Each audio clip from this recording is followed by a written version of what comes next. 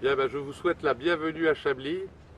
Vous êtes sur une terre historique, vous êtes sur la terre des lys, la terre qui fournissait le vin des rois de France. C'est un terroir de Quiméridgien, un terroir du Jurassique supérieur, de l'ère tertiaire. Comme vous pouvez le voir, à vos pieds, vous avez plein de petites huîtres fossilisées.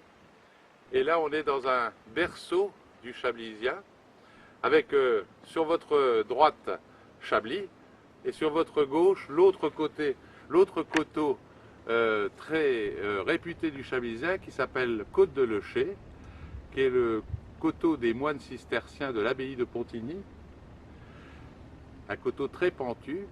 Les deux terres, les lys comme la Côte de Leucher, appartenaient autrefois à l'abbaye cistercienne de Pontigny.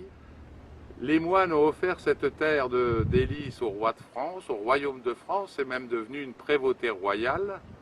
Et ils ont gardé la Côte de Leucher pour eux. On n'a jamais su, l'histoire ne le dit pas, s'ils ont gardé le meilleur ou offert le meilleur. Ça, c'est à vous de le deviner. Mais bien souvent, dans un couple, quand les deux dégustent, il y en a un qui préfère le lys et l'autre le Côte de Leucher. Alors au domaine de fait, vous me demandiez tout à l'heure pourquoi j'avais des vieilles vignes. Pourquoi j'avais des vignes qui ont 45, 50, 70 ans. Eh bien c'est tout simplement parce que l'enracinement de ces vignes est profond.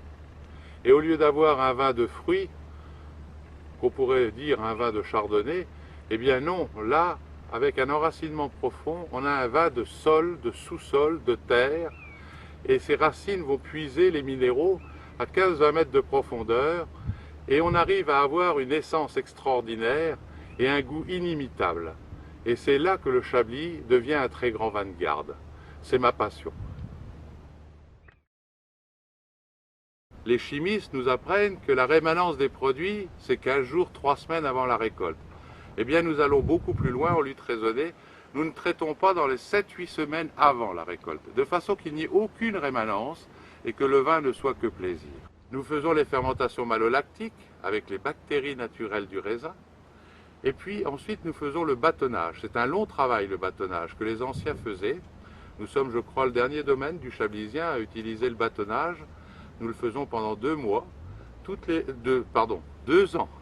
Toutes les levures naturelles tombent dans le fond et on les remonte en haut et elles vont mettre 3 semaines à redescendre dans l'élevage, que ce soit en cuve ou en tonneau. Et c'est ces levures qui, en se décomposant, vont donner des enzymes de structure et permettre au vin de tenir très longtemps. En plus, elles vont développer une couleur un tout petit peu plus sobre et aussi des arômes tertiaires qui sont très agréables. Et puis après, il y a encore un temps de repos et puis une mise en bouteille la plus douce possible, la plus, on va dire, simple possible, dans des bouteilles neuves, stériles, pour pas qu'il y ait de contamination. Et très simplement, on va laisser le vin dormir 2-3 ans avant de le mettre en commerce.